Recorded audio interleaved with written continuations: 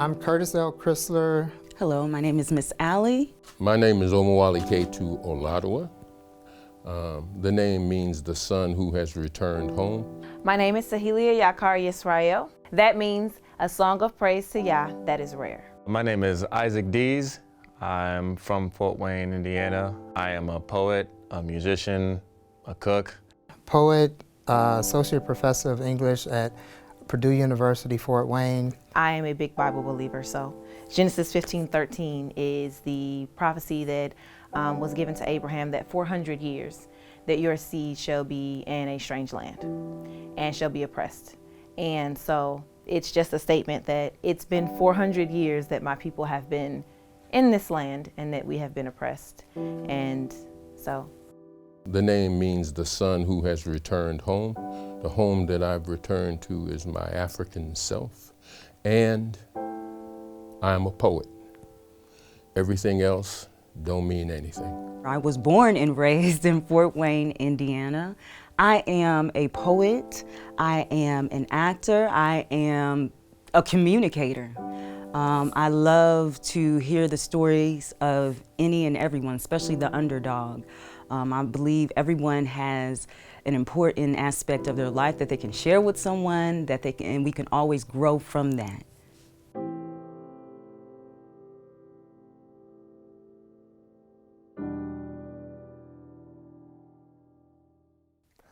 With my words, I build up. With my words, I can create life when I'm speaking life, things, beings into people around me, into experiences and things that I am living and I am seeing, I am doing. With my words, I build up. With my words, I can build foundations. With my words, I can create life. With my words, I can destroy. With my words, I can tear down, I can hurt, I can separate. With my words, do I realize the power of my words? And I use them every day. I go about speaking this way and that way, but do I think about the force and the power that is coming from my lips, coming from inside? With my words, I can create. With my words, I have been granted a power so wonderful and so amazing that I can breathe inside of me and let things out, and I can hurt.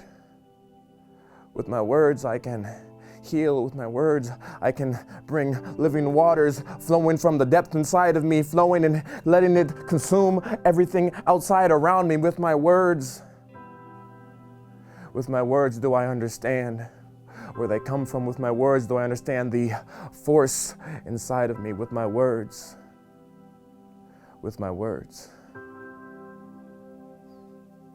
Just growing up in the space that I did, like, it's the external things, you know. I think that being a child and growing up and being in those spaces, like, kind of like, what story did I begin to tell myself because of all the external things that are around me? And so, yeah, there was fears of this or fears of that growing up in this space, but none of that came from, like, my mother, you know, raised in that space. It was just growing up where I did, and kind of the thoughts that I had and the stories that I told myself, until came to a place where I could, like, actually internalize things and begin to grow out of those spaces, you know. Let me be clear. I'm not black. I'm a person of African descent. Black is a political designation. Black History Month is a reaction to being left out of American history. Well, in many ways, being left out of American history is a good thing if you don't want to really know what your part in this madness was. Black History Month is an opportunity for us to call ourselves to account, to take responsibility for our role in keeping this going. It's an opportunity for us to see ourselves in real, not in relief, as they have painted us, as the American society has painted us and we have been complicit with. a lot of my things come from incidents that happen. I can't write unless there's some type of energy. So most of my poetry comes from a place of my community and pain. And then I have those times where I have, love poetry. And then I have those times where I have the poetry that, down, you're feeling down, So I write when there's an energy. If there's an energy there, then that's when I can write. I have to have the vibe, so to speak. If I don't have the vibe, then I just can't write. I can't pick up my pen. Hi, this piece is Can You Hear the Bones? Can you hear the bones? Can you hear them crying, crying out? Can you hear the bones? Ghetto streets painted with the blood of thugs. Life too hard to live, so they hustle for breath outside these city walls, and stray bullets scream out like music so that the corner thugs can shuffle with their feet. Bodies of fathers, sons, uncles, and nephews fall to the ground like litter from car windows, cause repping my set and holding down this block is all they owned. Too late to realize that they really ain't about that life. Police sirens begin an announcement to another dead boy's funeral, and his mother's tears won't even wash away the blood that has been spilled. And crushed spirits sing as shielded authorities walk a runway through the blood of our slain men. And their cries, their screams, they sound like the curses to me. Though some may say this is all I know, we from the streets, I call them my home. Their declarations, they just sound like the curses to me. Graduation commencements take place so that regular niggas can say that they are real niggas. But real niggas die like fake niggas, regular niggas, old niggas, and young niggas just to become forgotten niggas. And daddy's little girl ain't so little no more, cause being a bad itch is all she know. So she slips out the back door, looking for something strange to make a little change, and click, clack, it's her stilettos on blood-stained concrete. Stepping over memories of forgotten niggas' last breaths. Walking past shrine-covered corners, rest in heaven and gone too soon, and I miss you proclamations have gone silent. And her footsteps, click, clack, click, clack, sound like the curses to me. Pop, pop goes the gun that fires hate into another brother, another son, another one of our priests. Now, oh now, the valley of dry bones has now become blood-covered ghetto streets, where mama's cries become the melody to more senseless marches and rallies. The theme song plays across street corners where tired feet stump to the beat of no justice, no peace. Lyrics to a song that no one is listening to because you forgot that the just us system didn't include you. You who once were chosen, you who are beloved, you who once were kings and queens and got caught up in your lust. But Yah hears your cries. He hears your rumblings.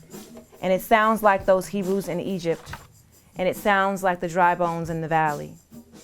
And it sounds like deliverance too. Can you hear the bones? And that's that piece.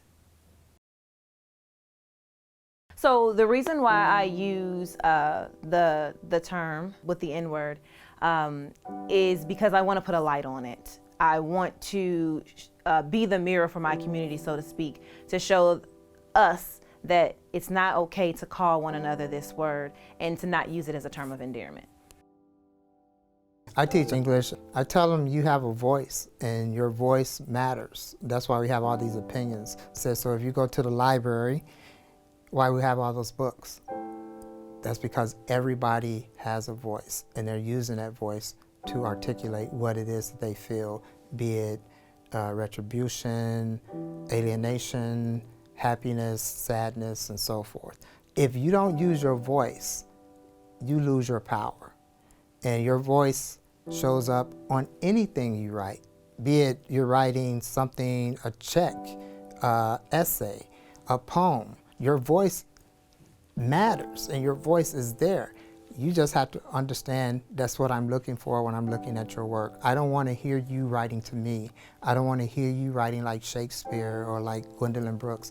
I want to hear your voice, because once you understand you have a voice, then you can project that on any stage. Because I say once you on the stage, you become beautiful when you're telling your truth. This is called Living in Gray Matters, a Pattern. 1. I am breathing in the days of Nafras about unarmed boys called vultures with busted wings. I am not carrying them from point A to point B. I am not deleting their airwaves, redacting them out. I am not calling them non-beings. They are dying on video before us, giving up the last holy word. I am marked with an Ida bewailing, a James Cameron keloid memory, or the two-faced science of drapetomania. We watch drama, how we commingle with our air, but still visualize one losing his breath. I hate being a body limped into non-breathing, or the last funneled breath taking on a match, no fire to name.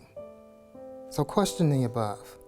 How many breaths does it take to own a full life?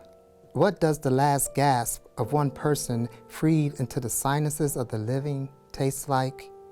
A backwash reflux wafting, rattling in the living's throats? When one is readjusted, who does one call to subdue the readjuster? The people with badges readjusting in broad daylight? Oh, there's good badges. Readjustees who will fight readjusters, but in the gray codes, we all look alike. We all add more heat, more sparks and spikes, more dotting infinite eyes, more punctuating news events for how to puncture what's relevant. So question, what is relevant in jotting down our daily injuries on sticky notes? What shall our eyes witness? My breaths, your breath, and our breaths are holding sails to life? When shall we see choking a soul out of one ashen body only releases that soul back into every living thing? 2. I am riding through cloudy hallucinations, broken words scattering on lined expectations. My words have turned itchy, become anxious for a cipher's punctuation, for a phlebotomist of capitalization over the status quo of capitalizing. I am breathing in the slashing of my T's, the non-dotting of my I's, like it's a negative 10 degree below confiscating my breath. Like I'm downhilling, tubeless. I'm crashing into a sentence, a line, a paragraph, a stanza, moving from its knees to its feet. Remember they used to have, you could go online and see when is it the Taliban or whoever it was were cutting off heads and stuff like that. I never wanted to watch one of those videos. I don't know what I would get out of that video or who I would be on the other side after seeing that, right? And so I don't know, I can't understand the people who just want to see that and what that does when you do see that. And so does it desensitize you and make it easier for you to see, you know, like Fruitville, when the guy says he thought he was pulling out his taser and he pulls out a gun and he shoots him. Everybody sees that. There's video for that. There's video for Ferguson. There's video for all these things. And that's, I think, what we're dealing with. So I think there's a problem. And the thing that's connecting in that poem is the breathing. I don't know, as far as religion and all this stuff, I don't know what's on the other side. I know while we're here, the thing that keeps us alive is breathing. And we all breathing the same air. And so when someone dies, that soul, that air is taken from them.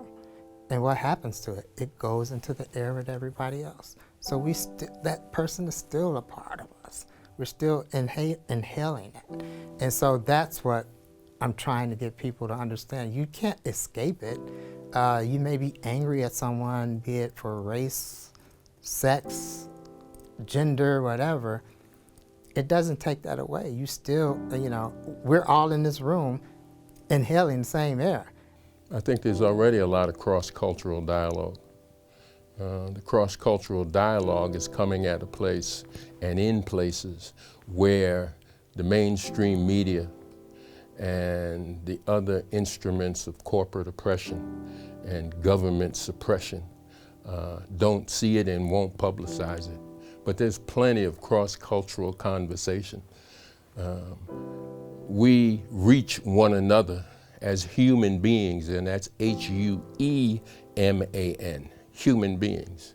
We reach one another by telling one another our stories, by standing up and being vulnerable to our own truths and voicing those truths. If we can't do that, then we just need to step out the way and move aside so that perhaps some sanity can rise from this insane place. Hello, world. This is a poem from In the Tradition, Always Moving Freedom Forward, a book of poetry I wrote that came out in 2018. It's called On the Move for Mumia and the Martyrs. Do you see law and order? There is nothing but disorder, and instead of law, there is the illusion of security. It is an illusion because it is built on a long history of injustice, racism, criminality, and the genocide of millions. Many people say it is insane to resist the system, but actually, it is insane not to. Mumia Abu Jamal. There are lies we tell ourselves, Mumia, so that every day becomes bearable. Emotion, a veil stretched thin over truth's frame, membranes holding skin to bone, rarely the energy that is motion. We step out on belief, Malcolm, thinking it sustains us, knowing it does not and will not, but believing truth. This unholy course thinking a cure-all from the blessed ancestors' whiplashed bodies, waiting, forgetting for just a moment the who and what we are, the open hand resisting to push the we of us toward revolution, evolution, our tolerance, born of an unholy idleness learned with democracy's ring through our nose. Freedom, Martin, a deep mind sleep dream in the nonviolent terror dome of candied iPod injustice, public enemy of the public's enemy. We walk into every thoroughfare drunk on powerlessness, believers imprisoned in their system of our thinking. Every nanosecond another colonized thought. We are the face around every corner we fear, Denmark. The gangster lurking in shadow to steal, David. The big black man with hood and gloved hand, Willie Hortonized in every cornered, shadowed psyche, solitary in the elevator where every purse is clutched. America, I am the spook sitting by your door, undermining every market force, every white supremacist nightmare from which my mothers fled Virginia and North Carolina, slayer of the killer cop of Rizzo rule in the city of brotherly love, Mumia.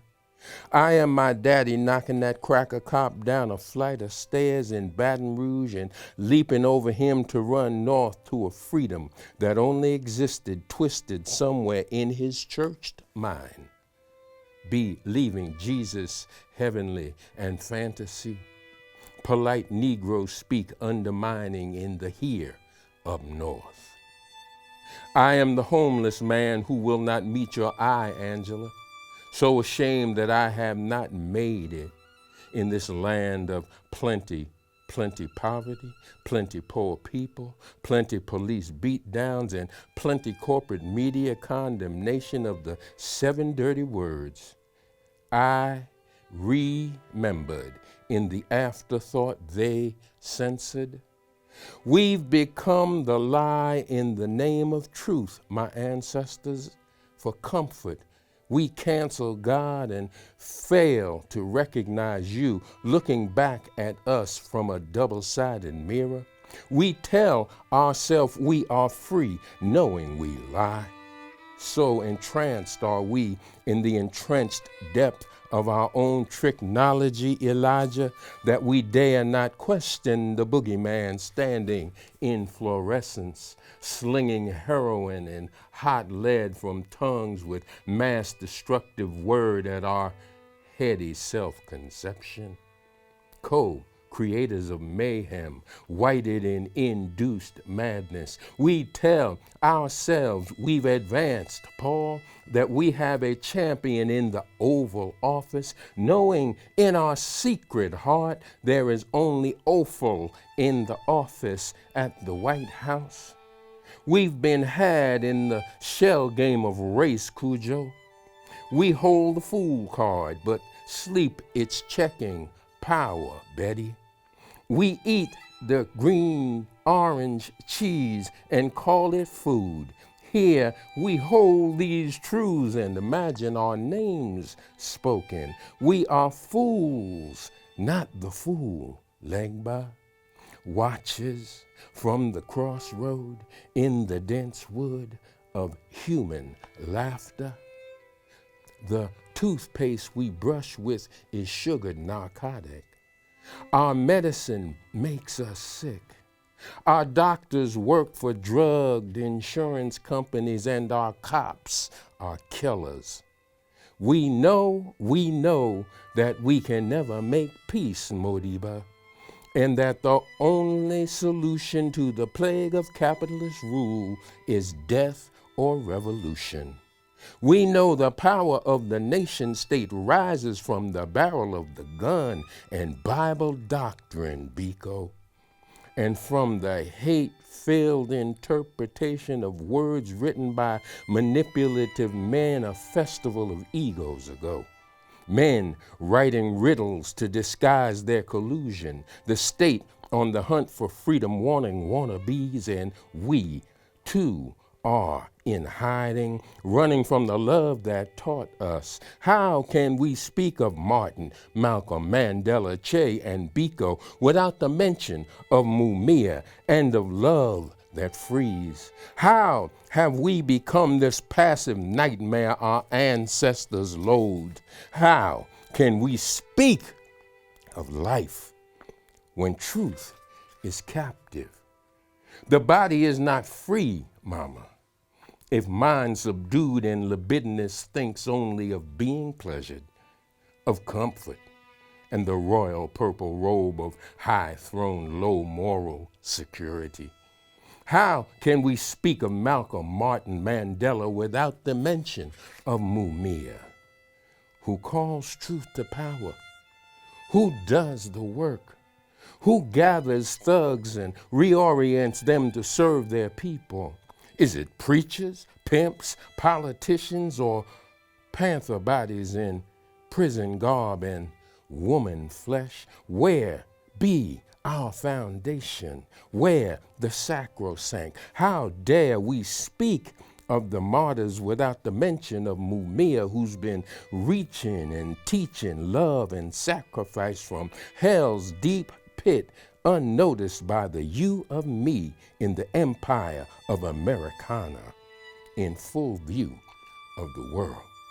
How dare we ignore the wars waged in our name against poor people, mirroring ourselves, the despised, used across the globe, killed by American guns, dollars, and smart bombs, so dumb they take children's lives en masse.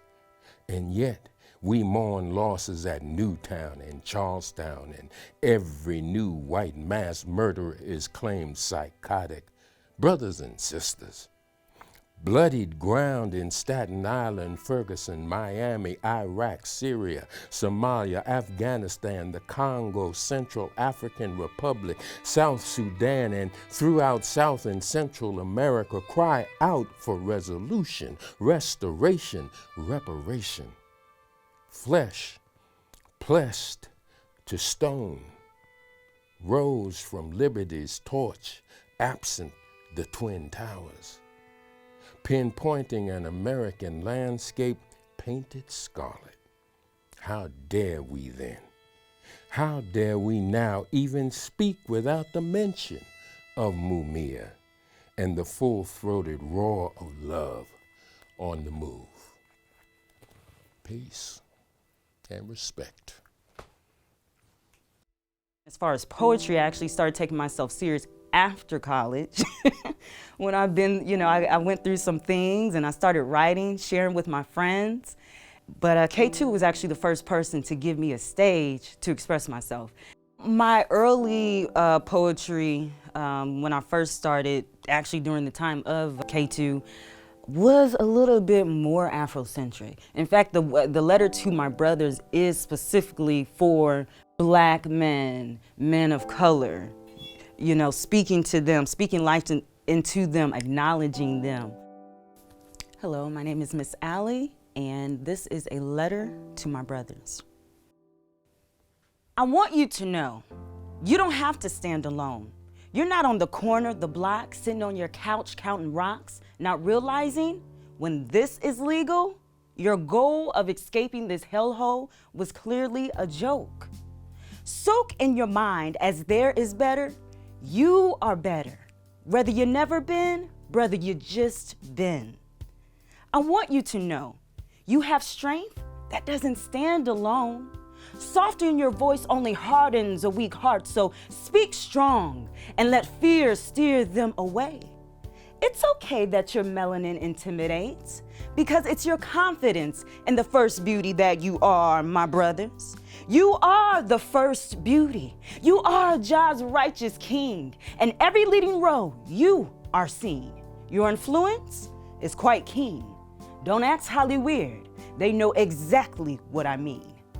There isn't a question that you inspire the world, my brothers. You are no other than God, called by so many names. Calling you any other name but God is a simple way that is belittling the creation since made.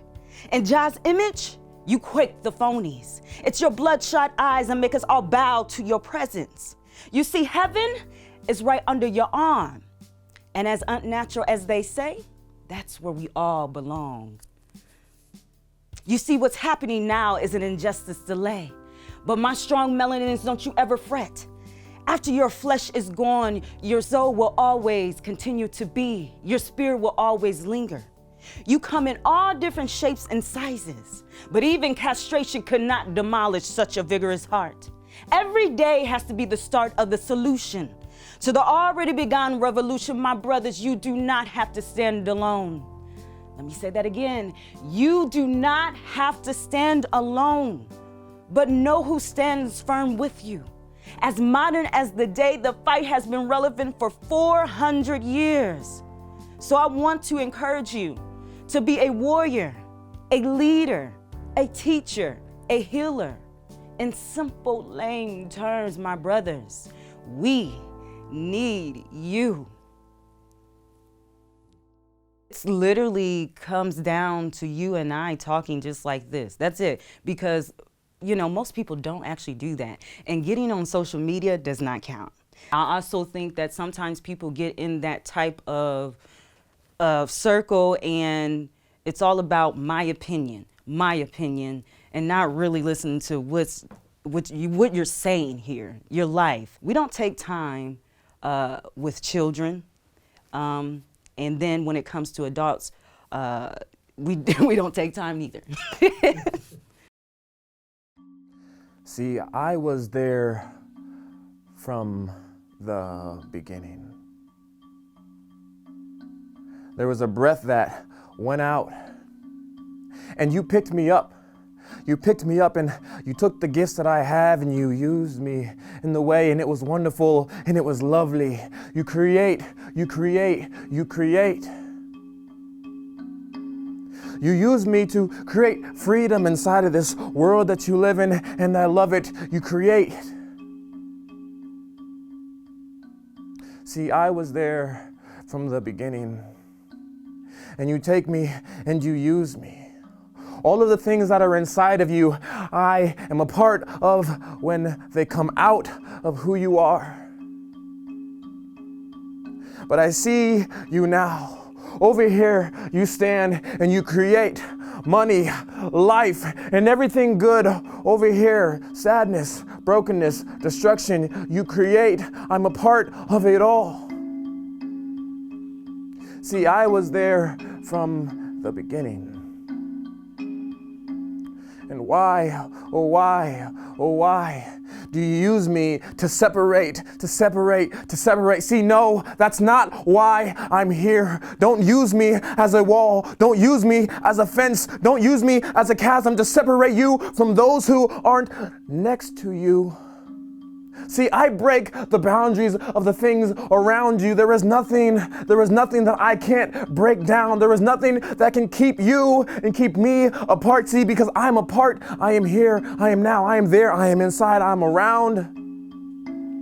See, you think that you can go through this life without me, that you can separate me and put me in a box. See, time has gone on, and there's been this mentality that you've created in your mind that I am useless and I am worthless, and if I don't create a monetary value for you, then you don't need me here now. See, no, I was here from the beginning.